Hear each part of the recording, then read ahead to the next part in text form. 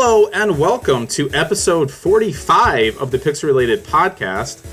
Guys, we're getting even fancier. Last time we did actual video stuff. Now we got music, we got graphics. Like it's crazy, right? It took us long enough. Man, you fucking do the work. I mean, I was saying before this, like, I just made a Discord for my project, and you just I'm looking at it right now. This is fucking insane. Okay. Yeah, it's pretty fancy. So hey, today is August 4th. It is a Friday. We got some fun games to talk about. I'm Kyle, as always. I'm your host. With us we have Adam. Wanna go on a journey with me? Go and make the tower fall. You wanna make the tower fall by having a shitty podcast? We're gonna do a terrible, terrible show, and it's gonna be so terrible. We're gonna make the tower fall. Everyone who watches this show dies. It's not a bad. That's a pretty good McConaughey. I gotta admit, it's pretty decent. It's not bad. I will say it's about as good as he was in that movie. Okay. And then the other person with us, of course, is Gus. What's going on, people? So we're gonna start off with that, Adam. We this is primarily a video game podcast, but we are going to relent and give you your Dark Tower minutes. We're related to video games. Sure, you can say that. That is true. This is liquor, by the way, because the Dark Tower movie makes me want to drink. It's a bad movie.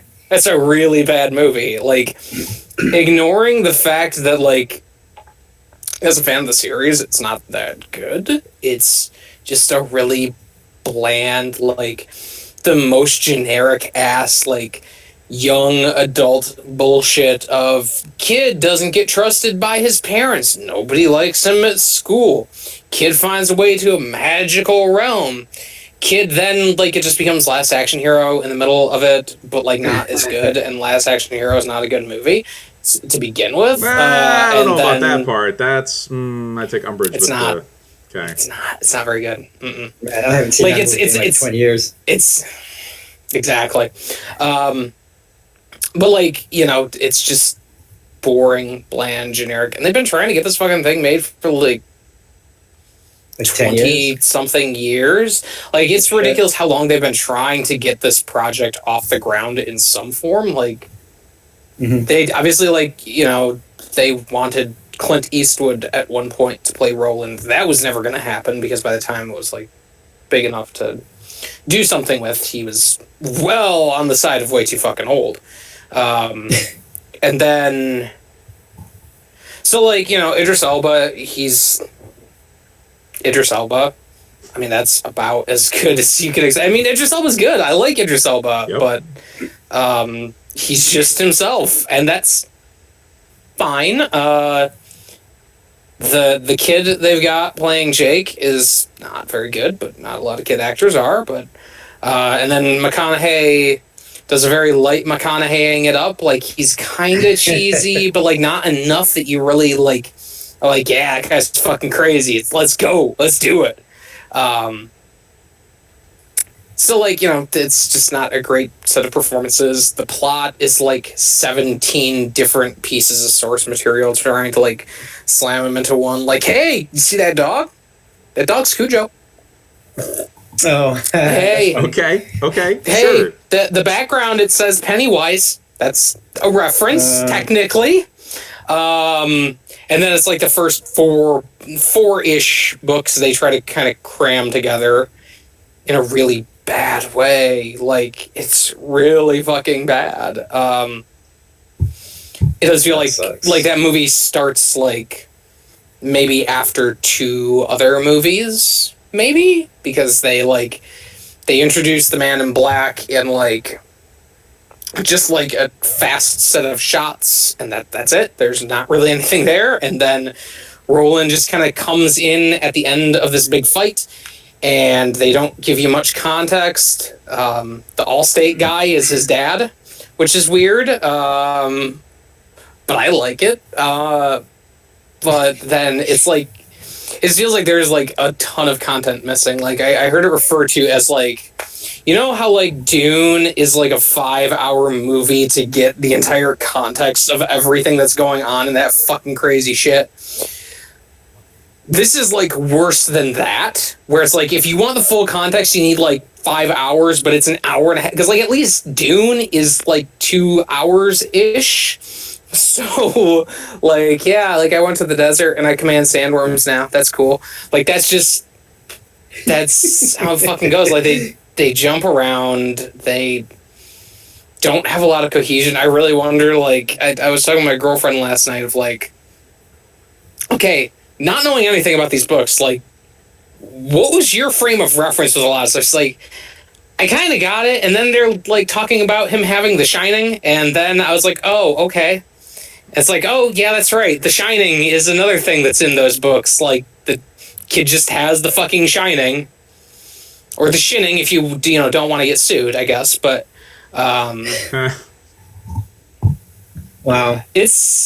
It's not very good. And, like, I was so fucking pumped the second they're like, okay, McConaughey is Man in Black. Fuck yes, let's do it. Like, Idris Elba's Gunslinger. Fuck yes, let's do it. Let's go. It's like this wet turd. And I think everybody was kind of starting to expect that around the week of launch or so. When you're like, oh, the movie's only 95 minutes. Yeah, that was the first one That's that really problem. scared me about that, is the 95-minute thing. That's just ugh. It's scary. It's bad. It's 95 minutes, and it's not that dense either. Like, there's just a lot of scenes of people just sitting around a table and talking. Or like, hey, this character's just sitting here. We're just talking. Or Jake's just fucking looking at his pictures on the wall for like 5 fucking minutes. Like, it's bad. It's real bad. I don't think they're making another one of those movies. I don't think it's going to happen. Do you think it's going to fail so bad that they might end up making like an HBO Game of Thrones style thing where they make like a series and actually... I would love that. I would love that so much. That was the thing that like I wanted from the beginning, was like, do it as a TV show, do it as a Game of Thrones sort of thing. Like, you could... There's enough story there that you could go like 8 or 9 seasons and be okay. Like, if you're trying to make all of the weird fucking crazy connections they do in those books, like, okay, now the priest from Salem's Lot is here, or like, now fucking Stephen King's showing up. Why? We don't know. He's here. It's just, you could have done a lot more shit, and they don't. Like, it's this very it reminds me a lot of Percy Jackson, which was the, like, not Harry Potter. It was Harry Potter, but with ancient Greeks. Yeah, I never saw those. Instead of magic.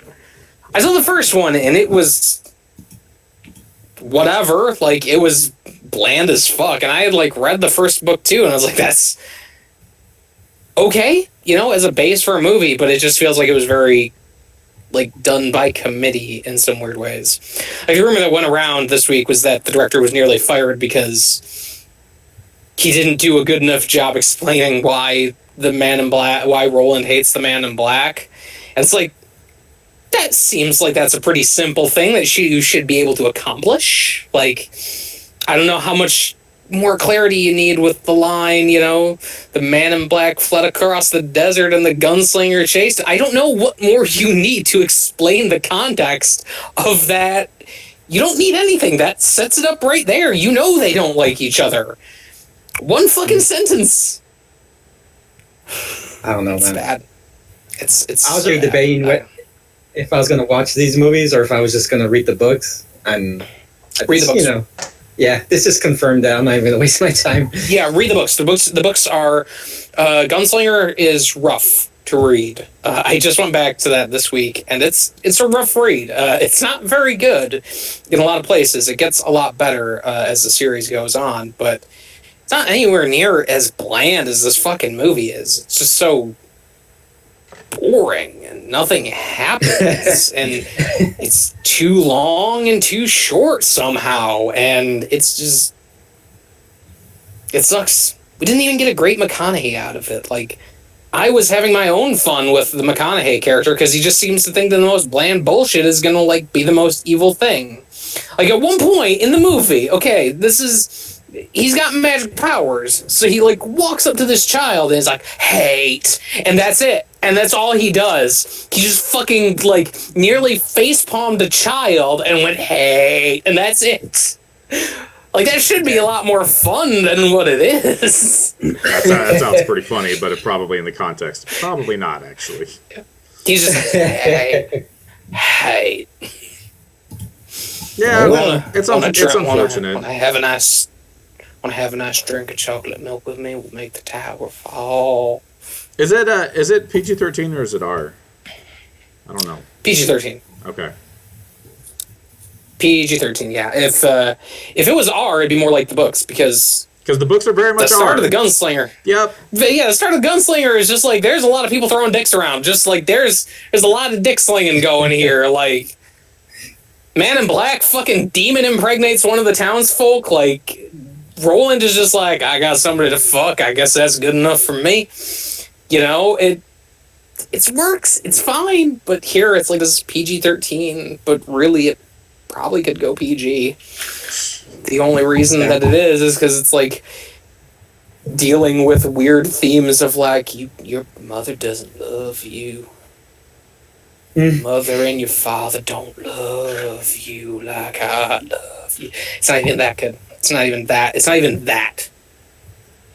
That was bullshit that I just came off the top of my head. Well, good thing that Kyle has tickets to watch it right after we podcast. Yeah, yay! I'm excited for. I don't know. Is there good? Does Idris Elba do good gunslinging? Like, he was like throwing his bullets in the air and reloading it like in mid. Like, that seems cool. That's like the last 5 or 10 minutes. Okay. Is that all right? There was a weird moment. So like, there's that trailer scene where he like is like aiming up his shot, and it takes like 30 seconds or so. And then he shoots the guy in the back of the head, and there was a moment that I don't think that anybody in that fucking theater had seen any of the trailers. He's like, oh my god, did you see that? He shot that man. He shot that man through the window, and that was incredible. He's very good with guns.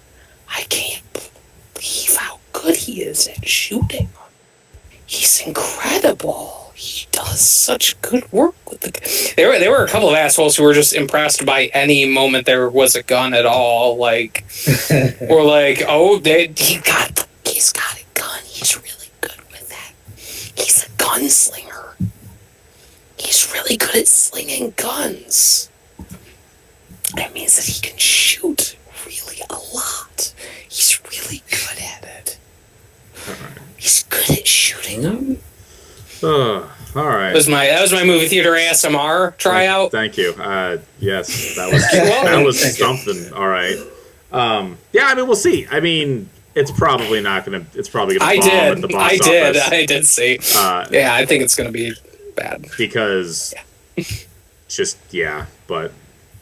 All right, so that's the movie corner of Pixel Related. Maybe at some point we'll talk about a good movie.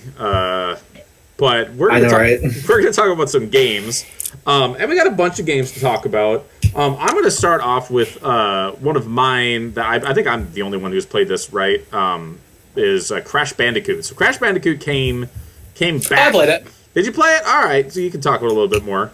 Yeah, I got it for $6. I got it for $6 on Amazon Prime Day. Oh, I remember you telling me about that. Okay. I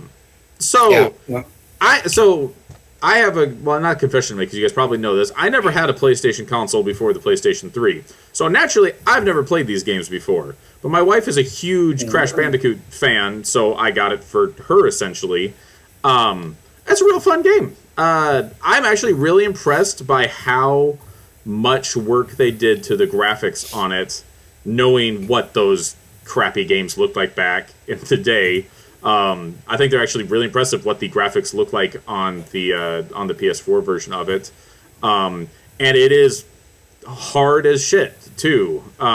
Like, we got stuck on a level for about a week before we finally beat the level. Yeah. I hear that the second and the third games are not nearly as difficult as the first one. But we are playing through the first one. No, not from what I remember. Not from what I remember, no. Yeah, but they had a very serious spike in that first one.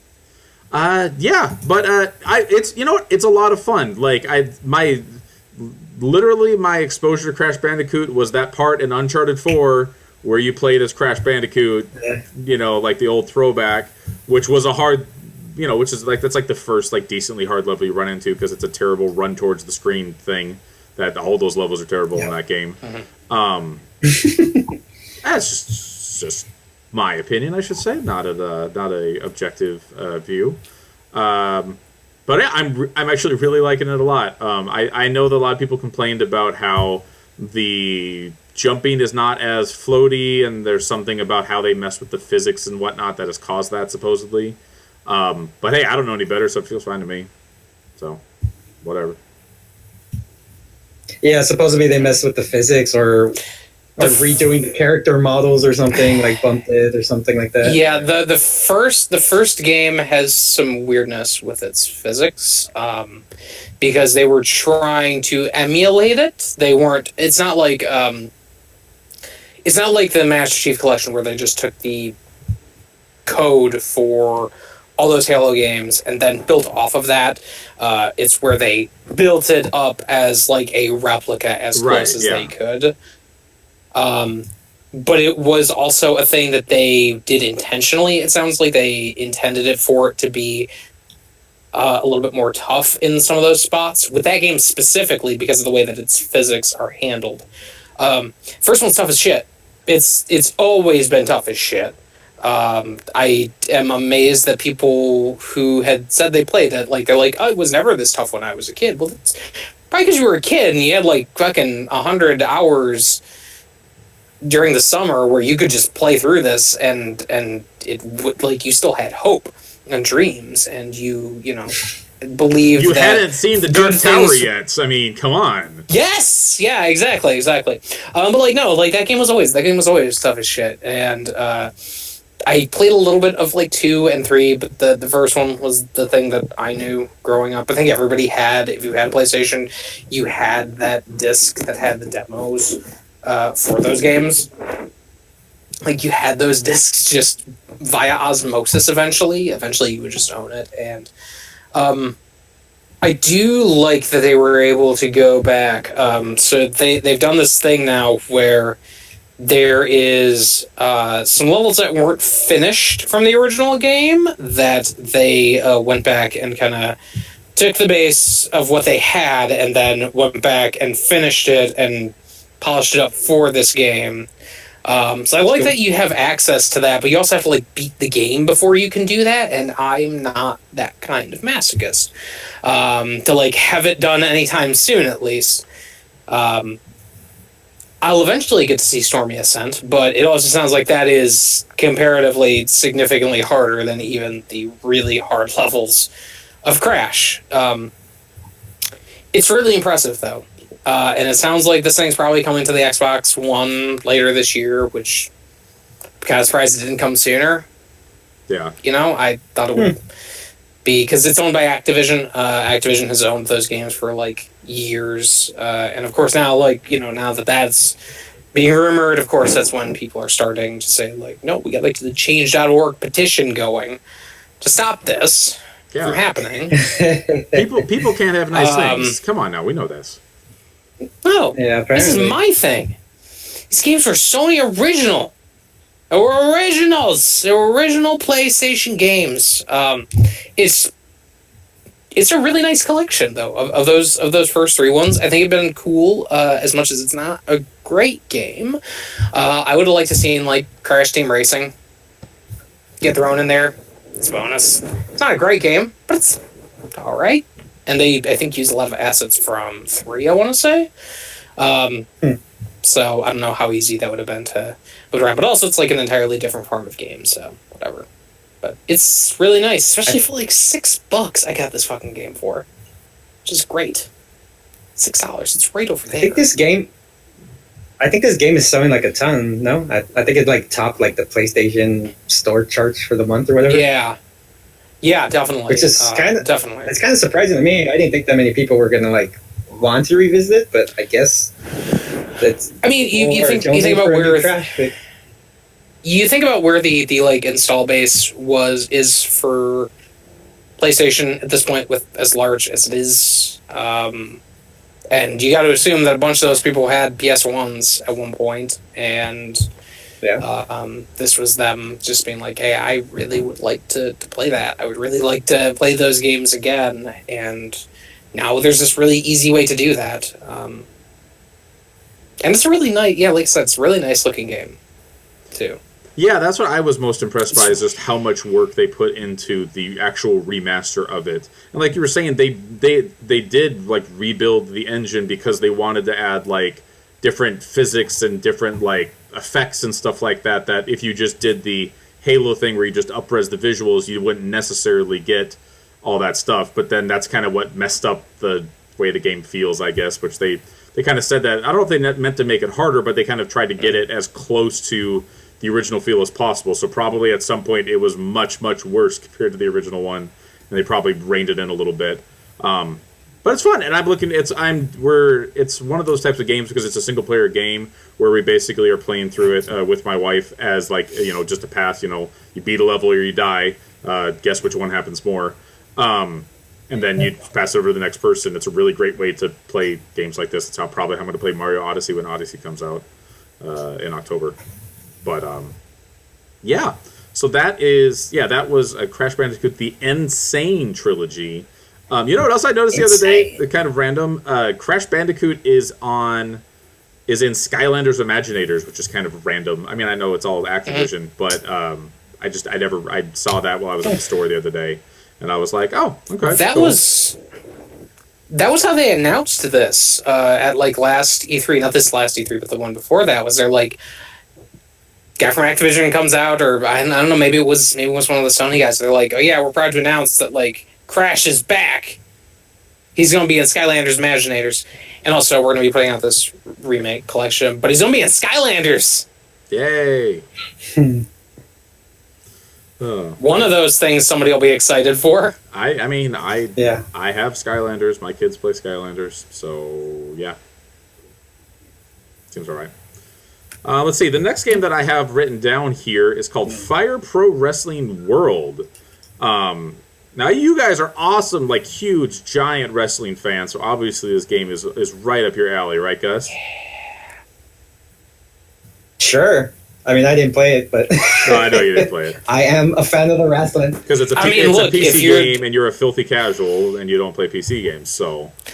Look, I mean, if we're going to talk about Fire Pro, look, I'm just going to get the shameless plug in right now. Tomorrow, we're doing a fucking tournament. On Twitch. This came about because of SmackDown this week.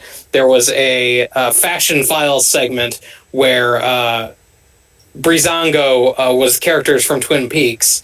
And so I said, fuck it, I want to get a wrestling game where I can make Twin Peaks characters. And I did. I made characters from Twin Peaks and Fire Pro Wrestling, and I'm going to make them fight.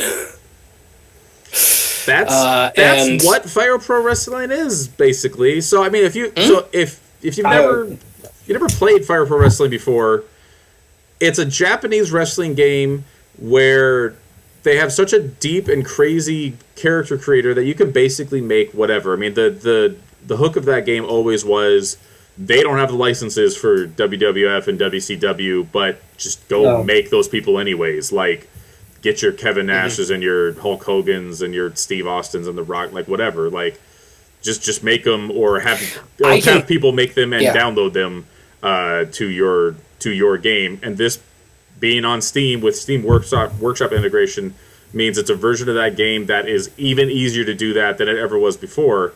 And a lot of that comes from not just being able to make the characters look how they look and have the movesets they want, but they actually go as deep as having actual AI, like, you can modify how the AI acts when it's being controlled by the computer, what type of things they would try to do, whether they're going to fight dirty, whether they're going to fight clean, whether they go for the top rope, whether blah, whatever. So you could get super crazy deep, and half the fun of the game, if not more than maybe 80% of the fun of the game, is doing what you're talking about, Adam. Just getting people and just throwing them on CPU mode and just watching them fight and just seeing what happens. Mm-hmm. Yeah, it's really good for that, especially because, like, with the workshop, I don't think it's ever been as easy as it is here to just get those characters. Like, you go into the workshop and you can just, like, start searching for fucking anything. And there's a good chance that somebody's started on something like that. Fuck's sake, I wasn't the first person to make Twin Peaks shit on here, okay? There were, like, 3 or 4 others before I started uploading my shit. But, like, there's like all that crazy shit, but then there's also, like, wrestlers. Like, so you can actually get Kenny Omega versus Xavier Woods. You can, like, not have to worry about weird licensing where you can do AJ Styles versus Okada, or any number of different crazy fucking combinations that you could imagine right now, because wrestling is so specifically weird with how they have their licenses set up. It's really good for just creating shit. It does have a bit of jank to it at this point. It sounds like they're kind of working on some of that, where if you download a character, you have to assign them to, like, a promotion. So you can have, like, different promotions within the game. So I have got I think it's SWA, which is the baseline one where they have their characters, and then I have the Twin Peaks one, but if I wanted him to be somewhere else, I'd have to create a new promotion, and then if I'm in a group, I have to assign them to a specific stable, and it's not really streamlined. Like, it should work a lot better with mouse and keyboard than it does. It's really been built for using a controller. Like, menu clicking half the time doesn't work with mouse control, and it should be the way that it works, because you want to just be able to, like, click. Okay, I want to choose this color. I want to choose this color. I want to, because it has a full RGB gamut, where you can assign, like, up to, I don't know, whatever, 300 or however high that color scale goes, for, like, RGB. So you can get insane combinations of stuff, and it should just work a little bit better with the system that it's on right now than what it does. I mean, it is in early access, so there's clearly some understandable jank, and I think it came out, like, mid-July, so even on early access, it's only been out for, like, 3 weeks or something like that. The thing that bugs me, really new. The thing that bugs me the most is not just that you, like, the kind of clunkiness of the menus and stuff like that, but it's like when you do download people from the workshop, you have to put them into a group before you can use them in the game. So, like, if you download 300 people, you have to one by one go in and assign them to one of these groups, a promotion, a stable, etc., to be able to actually use them in an exhibition match or a term, whatever you want to do with your guys. And I also ran into a thing where I kind of just subscribed to a bunch of collections. I was just trying to get a bunch of wrestlers in there, and I ended up with a bunch of Japanese wrestlers, which I've never followed Japanese wrestling, so I don't know them, and I can't seem to get them out of my game now. Even though I unsubscribed from them in Steam, they're still there, and so I think I have to go through one by one and delete them as well. So it's in early access, which, what do you expect? Another thing, I mean, so I have an interesting relationship with Fire Pro because I played the game on Dreamcast, except the game didn't come out in the US on Dreamcast, it only came out in Japan. So I actually imported a copy of the game with a Game Shark, which was the only way to play it, and then found online a translation of all of the menus, and it was something like 80 pages, because you think about how deep the character creator and all that stuff is, to be able to actually play that game. And I did that just because I wanted, at that point, I wanted my WCW and my WWF to be able to fight each other. Like, and it, you know what? And it worked really well. And now that they're not two different things anymore, but you could still go back and pull up, like, NWO area Hulk Hogan, Hollywood Hogan versus, like, current era AJ Styles or whatever, and just go crazy and just do whatever you want to. Or you can have Deadpool fight a giant bear. I mean, whatever you want to do, The bear option is just a baseline character option, which is weird. Like, they have all these other, like, hey, you can get, like, You can get like a suit vest for him, or you can put arm pads on him, or I can make him a fucking bear. Yeah, it's kind of random. Like, that's just an option? I don't know why that's in there necessarily, but it's weird for sure.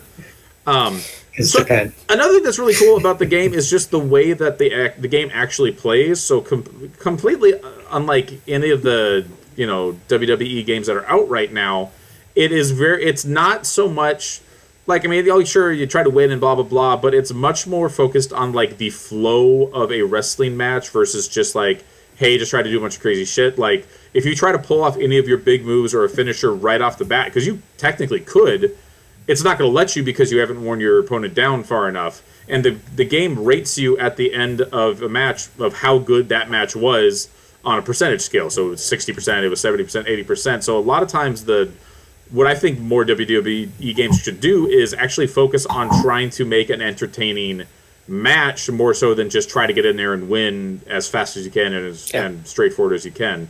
And the whole game is not about mashing buttons or anything like that. It's 100% about timing. So you have to, when the characters get close to each other, they will lock up, and you have to time hitting the button to do your move just a second after they lock up. And if the other person hits it closer, then they'll get the move, not yours.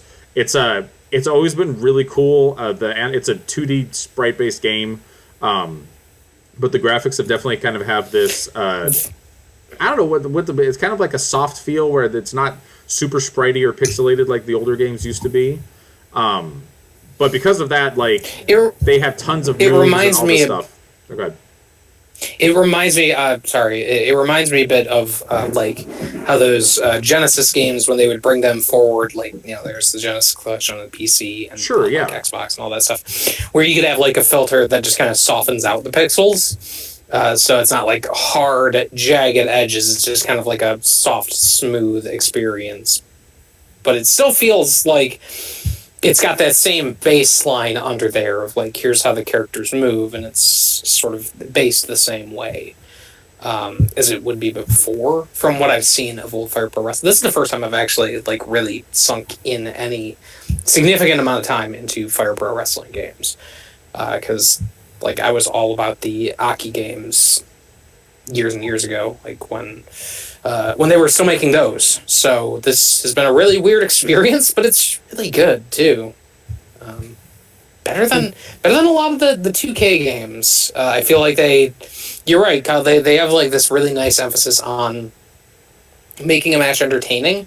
Like, there's a sportsmanship or like a showmanship stat for your characters. So like you can, and if you have like the CPU's battle, like eventually you'll get like a chop battle between the two of them, just kind of like apropos of fucking nothing, which is really cool. I got that in like one match that I was doing, and I was like, oh, that's great. That's incredible. I love that. It's impressive. I'll give it credit. It is very impressive.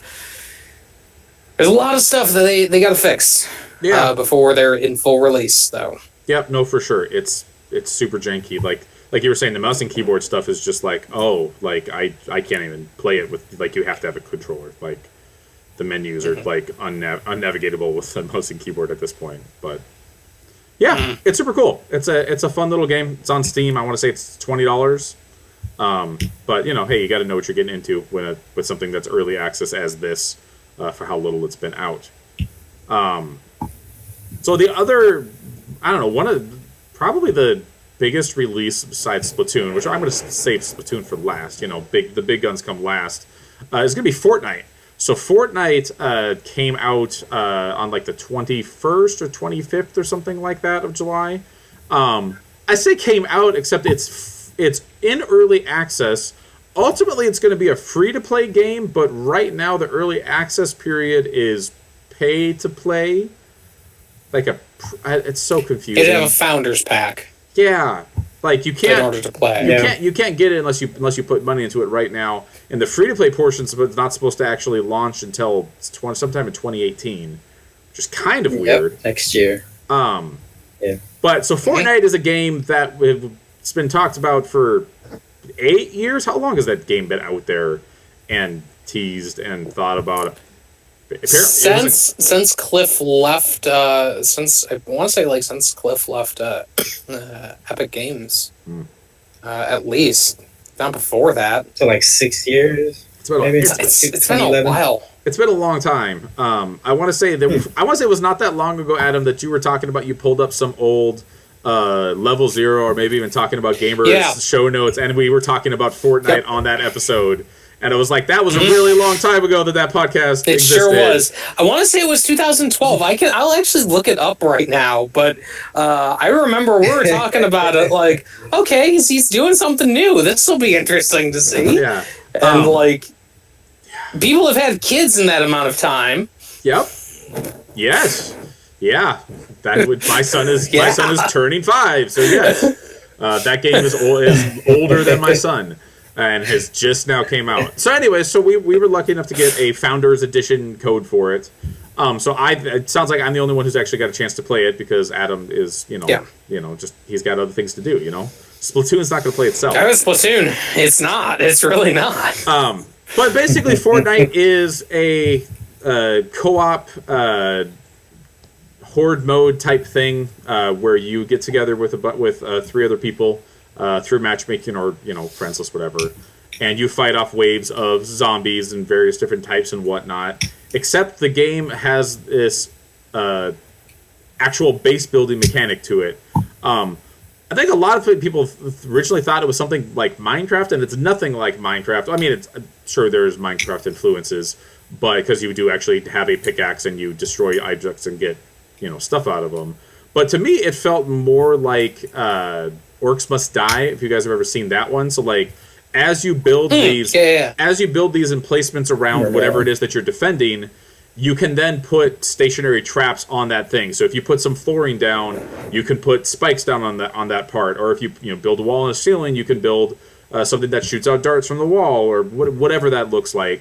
And the base building's pretty straightforward as that. They do get complicated where if you build a wall or a ceiling, you can kind of go into it like an extra edit mode and knock out blocks of it. So the wall is a 9x9 grid. So if you knock out the bottom 2 middle pieces, you'll make a doorway, and then it's a door. Or if you knock out everything except the bottom row, then it's going to be cover that you can duck behind. So it's it's really cool, and the game built it in waves where you basically have time to build whatever you're doing based off of whatever resources you have, kind of build crazy whatever you think you'll need, and then when you're ready, you start the next wave. So it's kind of you can kind of sit down and get ready. I think the funny thing is they actually kind of did elements like that in Gears of War 4, actually, where you kind of triggered the next wave, if I want to remember right, before you actually once you actually got everything set up. But it's fun. I mean, the thing with it is that you're playing a 4-player co-op, generally with random people from what I've played so far. And so what the cooperation is, or there's very little communication going involved unless you happen to be on mic.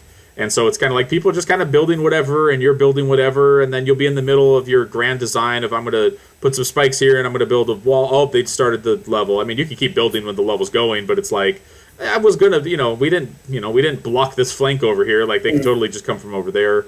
And then as far as the actual action goes, it's third-person shooting. There's melee weapons as well. And everything similarly is based off of crafting. So you get a gun and you have to make ammo for it. If you get a melee weapon, it will eventually degrade and break. And then you have to build it again. And it's all about... It's a free-to-play game, so it's all about loot boxes and opening loot boxes and completing quests, leveling up characters, getting new characters that have slightly different abilities, leveling them up. Getting different weapons and whatnot that you can craft. For a game that is in quote-unquote early access, it is insanely deep. The skill tree on it is crazy, and then it's got stuff that I haven't even really touched on yet, because I only played it for maybe 4 or 5 hours, where it's you can have survivors that you assign to different teams, and they give you bonuses, or I don't even quite know what exactly they do for you. There's a lot of mechanics going on, a lot of free-to-play stuff in there. You open pinatas and you get characters and stuff. I guess not loot boxes, it's pinatas. It seems cool. It seems really interesting. It seems really well made. The game looks great. They have actual cutscenes in kind of the main storyline. and the voice acting is really good. The cutscene's good. There's a robot companion that's kind of directing you and telling you where to go, and she kind of puts off like not like an evil way, but like a kind of GLaDOS, like she's got a lot of personality even though she's a robot type of thing. It's cool. It's unique, and it's something that I think that's maybe it'd be a little overwhelming with all the free to play stuff that's going on there.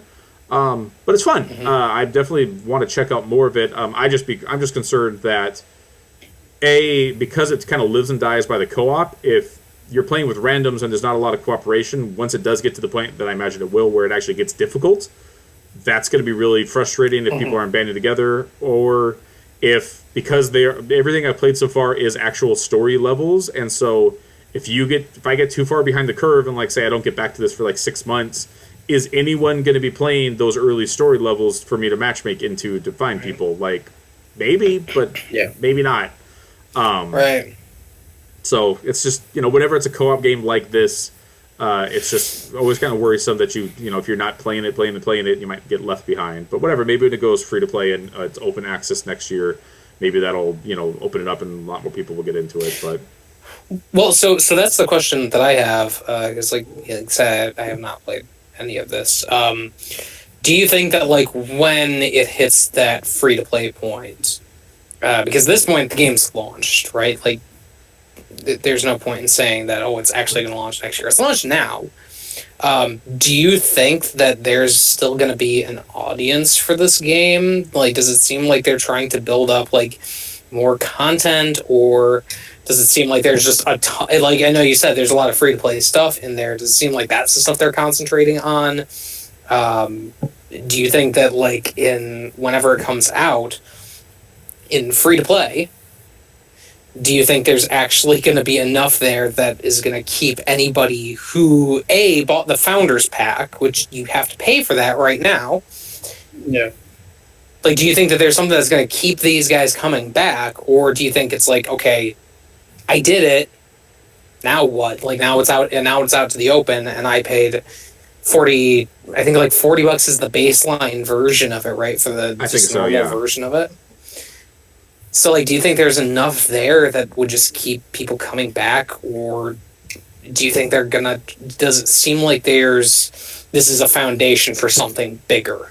I mean, I guess it kind of comes down to so whatever their amount of content is, the quote-unquote story of the game, that's going to have some type of end point, and just like any of these living games like Destiny or The Division or whatever, like, a lot of that comes down to what is that gameplay loop, what does that look like when you have quote-unquote beaten the game, because like the way that like the skill tree looks and all this other stuff that's going on, there's a lot of mechanics that would carry it and would make it seem like something that you would want to stick with and play. But I guess it's just, what does that actually look like at the end level? Is it just you need to get a bunch of resources and you have all these stuff that you've unlocked through loot boxes, so you can just make these crazy death palaces against these crazy amounts of zombies? Like that, I'm sure that would be really, really entertaining to do, like some crazy hard version of this game where you have to build an amazing forts to try to stop people from getting in, as well as having great weapons to fight them back. I mean, like I said, I haven't gotten super deep into it yet, but I could definitely see that it could be there, and they're definitely talking about how that they are treating this as early access and that they are not considering themselves content complete or anything like that. But what exactly that will look like and what this game is going to look like when it comes out in quote unquote comes out for free to play for the masses in 2018, that's going to be interesting to see what exactly that is, because I think a lot of what I have right now is kind of overwhelming, and that's something that could potentially be streamlined or pared down if they think that that's going to be too much for people to do it, or maybe the people that really get into this game want that type of depth because that's what's going to keep them coming back, is like, I need to fill out this giant skill tree of all this stuff. I don't know. Let's see. But so I wanted to show you. I have this right here. I don't know how well it's going to play on that screen. We have Fortnite details. Yeah. We've also got Assassin's Creed 3 co-op mode. Okay. Halo 4 for the Xbox 360. Oh, nice! They announced Halo 4. Ooh, they're making a Deadpool game. Oh God! Yep, they did that. There's a Kickstarter for the Ouya going on. Oh wow! Oh Jesus! Sony is purchasing Gaikai. That worked out real There's well. apparently going to be There's going to be a second season of The Walking Dead, you guys. Wow, that's crazy. And also, there's going to be a first-person shooter Walking Dead game. Oh yeah, I remember that one. And That was bad. That was real bad. Merle and Daryl in the game. What could be better? We also talked on that episode about Castlevania: Lords of Shadow and Quantum Conundrum. So, to give you a little bit of a baseline, that was 2012. We were talking about that. So Fortnite. And the funny thing is that this is my first time playing Fortnite, but it sounds like a lot of people have been playing this game in closed beta access for like 3 years, which is all even more. I mean, what that's looked like over the course of that time, I don't know. But there's a lot of people that have been playing this game for quite a while in a closed version. Now this is just a open version of basically, whatever they consider deemed worthy to give out to the masses as much as they wanted to pay for it. But yeah, that's Fortnite. Wow. Well, Adam, we're gonna have to try to get together and play that together sometime. yeah, and see. Yeah, I mean, with those notes from that podcast we used to do. All right. Well, obviously the biggest game. I mean, I'm trying to think. Mario Rabbids, I guess, is coming out next month. But really, the biggest thing to come out this summer is Splatoon 2, right? I don't think there's any other summer games that are going to be quite as hyped as something like Splatoon 2, especially when you have. I mean, not that maybe Splatoon's a super crazy popular game, but it's for the Nintendo Switch, and the Nintendo Switch doesn't have a lot of games. And so when a high-quality AAA game comes out for the Nintendo Switch, people are going to get excited about it. So I'm going to say my piece about Splatoon 2 first, if you don't mind, Adam, because I feel like you're going to have a lot more to say about it than I will. Okay. See, now I can show you right there, Splatoon 2, 40 hours. 40 hours. So, okay. You go ahead. Yeah, it's fine. You just got your Switch there. It's all good.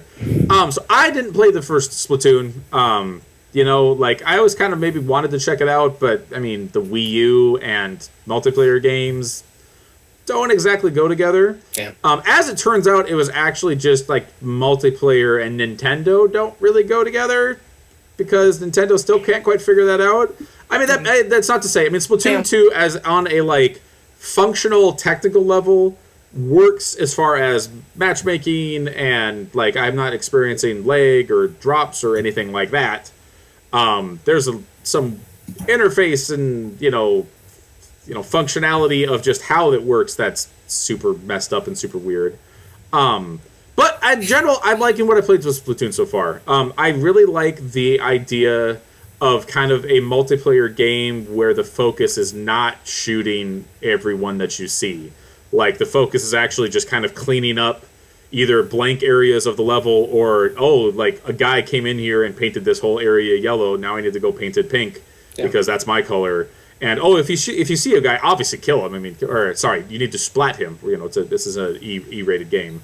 Can't be killing kid squids. No, you can't be killing squids. But it's a really cool game. I'm really digging just kind of the actual gameplay. I think that the gameplay of it is solid. It's kind of to the point. I think it works well. It plays well. It's kind of everything else that's going on with Splatoon that just gives me I just don't know what Nintendo's doing with this game. So first of all, it's got a weird ramp up, which is not super surprising with multiplayer games, but you can play it a lot, and I feel like the getting new weapons and stuff like that, there's a lot of weapons you see that seems like there are just base versions of these weapons, and then the progress is to get different version of the weapons that have different perks on them, essentially. But they don't unlock any of the weapons except for one or two when the game starts. So you still have to earn to get the base weapons, and then you will start getting the fancy versions. That's a little weird. It's almost like I feel like they should just have either more weapons or all the base weapons unlocked from the beginning, and then what you're working on is improving your perks or picking the perks that match the playstyle that you want to play. That doesn't bug me so much. the clothing is kind of the same way. Like, you need to go in and buy clothing, but like the whole process of like going in and getting weapons and going in and getting clothing, it's not really well explained as far as like what all that stuff is really doing per se and how to get into it. Yeah. But I mean, like I said, the actual game plays great and it's really fun to play. You know, the weapons are varied. You get I really dig in the roller, like the melee weapon class essentially. That's super fun to play because you can put down paint really fast, really efficiently, and I'm all about that. But there's like the way that like you get the stuff and I'm not feeling the gameplay loop of like when you play a Call of Duty or play a Titanfall or whatever, like you kind of see like this is what I'm working towards, this is what I'm getting, like, and this is why this is a good thing. And like the clothing feels this kind of just nebulous, like I never quite know what I'm gonna get. Like it pops up a bunch of stuff and I've got this weird like decision of like, should I buy the clothing that looks cool because I want my squid to look cool, or should I focus on the perks? But there's something about how you can re-roll the perks that are on the clothing. It's buy the stuff that you want to buy. Like, buy the stuff that like you think is going to look good on you, because eventually you do get a chance to re-roll stuff. Yeah, it's but it's not very well explained. It took me a lot of time before I was just like, fuck it, I'm just gonna get what I want to, because I want to look like an asshole. Like, when I'm playing, I want this nice pink and blue windbreaker on my character. The sooner you learn that that's the thing you need to do. I've got a purple and blue windbreaker. I've got gold aviators and gold shoes. I look like an asshole. Yeah. It's okay. I guess I think what I'm missing is like I'm not like when you play like Titanfall, like, and you're playing and you're leveling up and you know like, oh, I need to get level 15 so I get this Titan because I really want to play as whatever Titan, like I'm just not getting that pull of like it's a really dumb thing and I kind of feel bad for saying it, but it's almost like I'm just playing the game to play the game, and maybe I should just be playing the game to play the game. But I feel like the like reward loop that multiplayer games generally tend to have is kind of lacking in this game. And that's not even to mention like all the weird network connectivity stuff. Like you can if you start a match, you can't do anything but just sit there and wait for people to join. Like you can't go in and customize your weapons. You can't change your loadout. You can't even back out. Like you literally have to wait until the match loads and then maybe you could exit, or you could go to the Switch dashboard and then exit out and go back in. Or every time you load it up, you have to sit there and watch these two talk show hosts tell you what maps are available to play at that time, because I guess they rotate the maps that are available to play on a bi-hourly basis, something 2 hours. like that. Every 2 hours. Every 2 hours. But it's like, why do I have to sit? Like, can you just have like a thing pop up and be like, these are the maps available to play, instead of making me sit through a like 2-minute long cutscene essentially every time you load up the game, telling you what maps are available to be played in all the different modes. There's just so much weird stuff. I mean, if you really want to know what maps are going to be up, you just need to download the Nintendo Switch app and go into the Splatoon. Yeah, it's bad. And then no, I can't make excuses. The Switch app is I can't make excuses for this shit. Because then the Switch app is how you do voice chat. Oh, that's terrible, but whatever. That's the way Nintendo's decided to do it. Whatever. Okay, sure. That's where you do all your stats also. Yeah, but that's where the stats are hidden, and there's also like a second store in there where you can order items and then pick it up in the game. But you can only have one item on order at a time, so if you don't pick it up and you order something else, then you lose it. It's so weird. I don't understand it. I don't understand it. But playing the game is super fun. There's a lot of...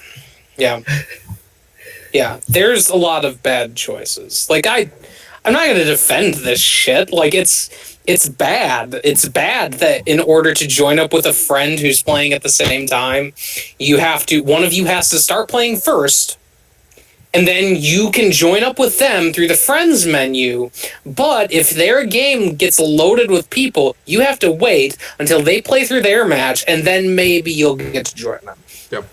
Yeah, that's dumb. It doesn't have lobbies or anything like that to join in with your friends.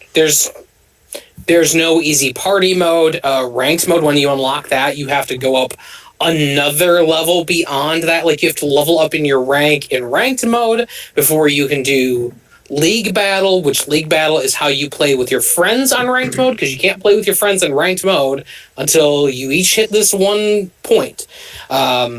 That's bad. It's a dumb way to do it. The best new fucking mode, Salmon Run, is hidden behind this stupid arbitrary bullshit of it can only be played on specific days at specific times. And there's a fucking calendar. You're supposed to sync your time up with how you want to play that game. Unless you can get 4 friends together in a room, because you can only play that thing if you don't want to go through that. In a physical room, he's saying. Like, yes, in a physical room. Within sight of each other, with their own switches, because there's no split screen or anything like that. Yes. So, like, if you want to do that, you have to get 4 people together, 3 other people together, and then you need to, like, try to go into it through that way. That's dumb.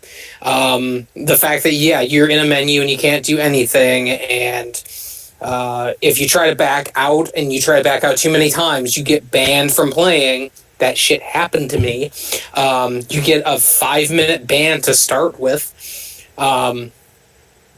Is really dumb. There's a lot of dumb online decisions, and this is where my whole thing about, even if it's $20, that's too much.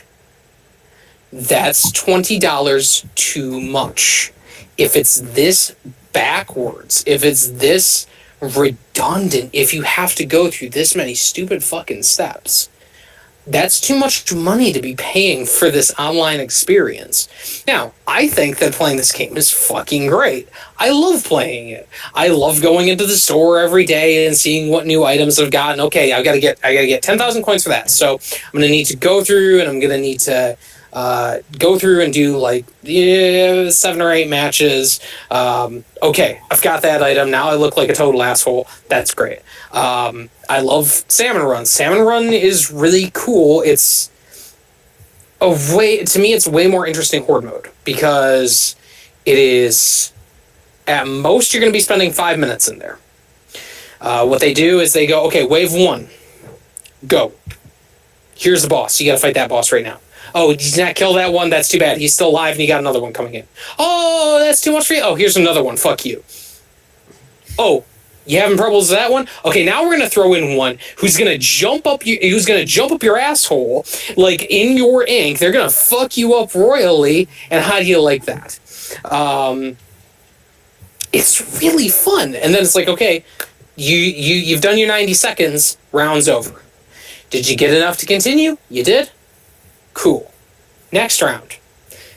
Do it all over again. Except this time we add in a modifier of it's foggy, or there are glowflies, which means that they're just going to go rabid on whoever has those glowflies on them, so you kind of got to protect that person. It's a really good mode. Like, it's insanely well-distilled horde in this way that is so simple to just sit in there for 5 minutes. And it's fun. But you can, so I haven't got a chance to play that. You can only play that, like, when they're holding, like, a special event for it? Is that what it is? Yes. There's a schedule. They have a schedule where, like, every couple of days or so, it'll be Salmon Run mode day. And you can play that thing from 2 p.m. to 2 a.m. Or you can play that game from 8 a.m. to 8 p.m. It's really dumb. It's really dumb. I get why they did it. It's a dumb move, but I understand their reasoning. Because if you want to make sure that everybody's going to be in that mode, that you're always going to be able to get a 4-person team, what's the best way to do it? Well, you say you can only play it at these certain times. Right. Because that means that not everybody's going to get burned out on it, which very easily could happen. It doesn't make it any nicer, though. I want to just be able to fucking play that mode. I've played this game for 40 fucking hours. Like, I want to just have the option where I want to play this new mode. I like this new mode. I don't know what that is, but I don't know what that is either. there's the other thing that's really weird with Salmon Run is they're like, okay, today these are the 4 weapons. You don't choose what weapons you get. There are 4 weapons. couple of them you're gonna hate. You're gonna hate using this one, but you have to use it because we're randomizing who gets what weapons. So it forces you to try to play a little bit differently. Now, that's all fine and well, except there's some really shitty weapons they'll throw into there. Here's this one that you gotta throw grenades into. Oh, what? You got a sniper rifle? Fuck you, buddy. Like, that's the whole thing. Like, it's frustrating, but again, it's like designed very specifically to get you to try to get out of your comfort zone. And they give you, like, if you play it during this month, like, and you hit a certain amount of points, because all your point totals reset at the end of the day, or at the end of that session. It's like if you hit a certain amount of points within that session, you'll unlock, like, here's some ability bits that you can throw onto your gear, or here's some free coins, or if you hit, like, a certain level, it'll be like, okay, you gotta... Oh, we lost Adam. There's cool stuff. I don't know what happened to you, Adam. Hello? Oh, now you're back. Hello? Am I back? He's back. Yeah. We're starting to get a storm here, so I'm a little bit worried. But, okay, so I'll try to wrap up. But, like, that's a really cool mode. The single player is still very much the single player from the original game, only with a lot prettier levels. It is what it is. I don't think it's great. It's kind of worthless. But I don't know. They introduce a lot of ideas in that mode that they don't ever do anything with in the multiplayer. Of, like, here's an invisible platform. Try to go across all these invisible platforms. That's never used in multiplayer. Here's these specific enemies that have, like, a shield or something. That's never used in multiplayer. So they have, like, it's weird because it's trying to train you with certain weapons, because when you play through it, it'll be like, hey, you gotta play this one with this one specific weapon, because we want to get research data on it. And once you get that data, it'll be like, okay, now you can go back and you can replay that level with whatever weapon you want to. It's very okay, but I feel like it was maybe a little bit disingenuous of them to be like, hey, we've got this whole single-player mode. You guys wanted a single-player mode, well, we got one. Well, it's the same fucking thing you had in the last game. Like, except with a little bit different characters. Which is not bad. Not anything that grabbed my attention, and I went through the whole thing. I finished it. It was okay. I just find that core gameplay of how you play to be really fun. I have a lot of fun with that game. I will go through, like, multiple map rotations with it. So, like, every 2 hours it rotates in new maps, and it'll be like, hey, multiplayer modes have changed. I'll be like, okay, time to go back in. That said, 40 hours in, I want some new fucking maps. the like 6 maps you could do with 2 more. You could really do with 2 more. Because at this point, it's just feels very much like I know the exact routes that I'm going to take on all of these. Okay, we're at the big concert one. I'm going to go up to the right, and I'm going to go over the jump, and then I'm going to go behind you guys. Okay, we're at the bicycle track one. Okay, I'm going to go up through the left-hand side, and I'm going to go over these blocks, and then I'm going to kind of get away to sneak around you. I've learned all of that shit, which is what you expect with a multiplayer game that has, like, you know, this sort of gameplay to it. But I've played them all a lot at this point. I want something new. Yeah. You know, I feel like they've put out. I think they're putting out, or they maybe did put out another weapon within the next day or two here for the Splatfest thing they've got going on this weekend. But I would really rather at this point, because I don't even have all the weapons unlocked, because I like I have my weapon of choice. Now I want to just have new maps. I want to have new maps, new clothing, and I don't really care about getting a new weapon at this point, because I know the thing that I like. So how does Splatoon do it? Like, do they sell you, like, DLC maps and stuff, or do they give them, like, free? It's free. It's free for everybody. Oh, okay. Everything in the first game was free. So you would expect that everything here is going to be free. The only stuff that is locked behind a paywall is the amiibo stuff, Which even that is so weird.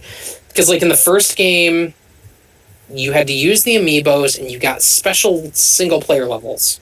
And completing those levels would unlock this new armor for you. This one, there's an amiibo box, you go up to it, you activate the amiibo, and if you have done enough for that day, gotten enough points, gotten enough wins or losses, I'm not sure, they're very unclear about it. It'll be like, hey, you're doing really good, here's one piece of gear. Come back later. Then you have to wait to the next day. And then you have to make sure that you get enough points that day in order to get the next piece of gear. And then to get the last piece of gear, you got to do the next day. So you can't just go through and get the stuff in a single go, which is dumb. It's very bad. There's just a lot of weird decisions, and Yeah. I don't get a lot of them. They're very Nintendo choices. I think that, you know, like I said, I really want them to fix this shit, because when it comes time to start paying for this online, if this is the experience you want me to pay for, $20 is too much. $20 is too much for me to have limited modes where I can only play them at certain times. Have a damn near impossibility of connecting with my friends in an easy and pain-free way. There's no voice chat. Unless I'm going to be in the same room with everybody, there's no simple way for me to communicate in one of the modes that requires communication. Your fucking horde mode requires communication of saying, hey, shit's over this way. Like, I think it's a baffling decision that after this is when they decide they're going to charge. Because this is not a good example of Nintendo doing online well. This is a really bad example of it. And, you know, at least with ARMS, for as flawed as ARMS is, you go into multiplayer, and you're just thrown into a room, and it just randomizes the modes. And it's simple. And there's no need to communicate. There's no teamwork. It's just a fighting game. It's simple. So many other things you do as a multiplayer team-based game. And then, again, you got ranked modes. Like, you have to have some amount of strategy going on. Otherwise, you're just sitting there jerking off in a corner. Like, there's no point to what you're doing in a lot of cases when somebody doesn't know what to do. Rainmaker mode is like the prime example of it, where it's like, here's this capture the flag mode, where you have to go to the flag, you have to shoot it a bunch, it creates a big explosion, and then you got to take the flag back to their base instead of your base, which, you know, whatever. But there's no good way to communicate. So, what? Do I just use the two commands of booyah and this way that I have on my D-pad? Oh, that sucks. Or ouch. You can say ouch too. Come on. After you die. Yeah. Come on. Yeah. It's just a weird, but I love it. I still love the game. Like, I think it's great. It's really fun to just fuck around, and I've played enough of this at this point that I'm ready for more of it. Give me more. Give me something. You know. I don't know. Yeah, I mean, that's the thing is they it's a game I love and I hate. They nailed the actual game part. So, like, all of the stuff that's around it is, you know, some of it's just kind of blah, some of it is really bad, some of it just makes no sense. But that's stuff that could, in theory, be worked on, could be fixed, could be patched. You know, like, hey, maybe they'll come to a point where you can actually make a lobby for you creating a party and then going into modes. I doubt they'll probably never do anything with the voice chat, but hey, that's why you have Skype or Discord or Hangouts or whatever. I mean, yeah. That's, which is dumb, but that's Nintendo. That's Nintendo for you, you know. But I mean, like the stuff of like some of the weird things about like the not the Splatfest, the Salmon Run thing, like they could figure that out in like a month and be like, yeah, you know what, yeah, this is open to do at any time or whatever. I mean, they can work on stuff like that. Because I think the gameplay of it is pretty much nailed, but then again, it doesn't seem like it's changed a ton since the first one either. So, yeah. No. Yeah. Are you guys done talking? Yeah, okay. Yeah. I was just waving. Yeah. It's very similar to the first game, so I don't know if they're going to change it. I think this is how they wanted it done, which is weird because these were complaints from the first game, and they didn't try to correct that stuff. Are they still using the excuse like they don't want like young kids talking with, I guess, people that they don't know? Is that like the main reason why they're still doing that weird stuff with the voice chat? Yes. Yeah, absolutely. Okay. That's the reason they want it to be a person-to-person connection. They don't want a kid, which is understandable. They're the kid-friendly company, so I understand. No, because that's what their solution is the equivalent of like say voice chat is a doorway. They like built a brick wall in front of the doorway when they could have just put a padlock on the door. I mean, like, if you don't want kids to get through, you can just lock the door. Yeah. You don't have to like completely block it off, so basically no one can use it. Like, hey. Well, I mean, that's Sony's solution, to be fair. Man, it's frustrating because it's a fun game, and it's difficult when it's like there's so much wonkiness. Like, why every time you load up do you have to walk or slowly squid your way to the actual area to start your multiplayer match? Like, why can't I just hit a button and go to a menu and say, "Yep, I want to go to multiplayer"? Like, I don't. It's cool. They brought all. You can. Can you really? Yeah, hit the X button, and then you can choose lobby from the top. So you don't have to walk all the way over to the thing. Okay, well that's all right then. I guess I take that. Yeah, it's the same thing with like all the shops and all the like even the salmon run in single player. You could just access from that menu. But it doesn't explain that. It does not explain that. You have to like figure out that like there's the pause menu where you equip shit, and then there's the other menu where you have quick access to like, here's the mode. Do you want to go to this mode? Do you want to know what's going on with ranked mode? Do you that's you got to know that, and they don't fucking tell you.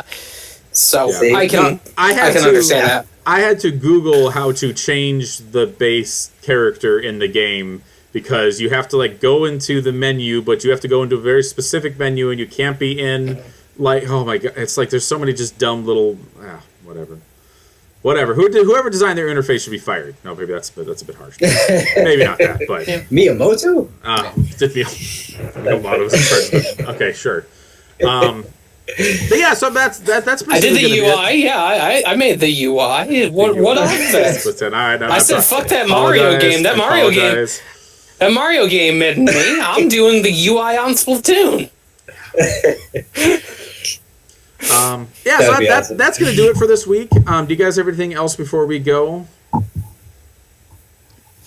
No? All right. I can't think of anything. Sounds good. I mean, so we do got some stuff up on the site. Adam, you posted a review of Serial Cleaner, which is a game I want to check out, where you're a guy who cleans up the crime scenes of murders, that just sounds funny. It's after the massacre in Hotline Miami, basically, except it's in the 70s. But still, it's fun. It's a cool thing. It's a little bit flawed, but it's good. Oh, I mean, sure. I mean, nice. I posted up a preview of The Escapist 2, which you can check up on there as well. As we will have some more reviews and stuff like that coming out, because even though it's the middle of the summer, there's a bunch of kind of smaller games that we've gotten a chance to check out that we can't talk about yet. But we will talk about that when it is appropriate. But that's going to do it for this week. Thanks for listening /watching, and we will see you next time.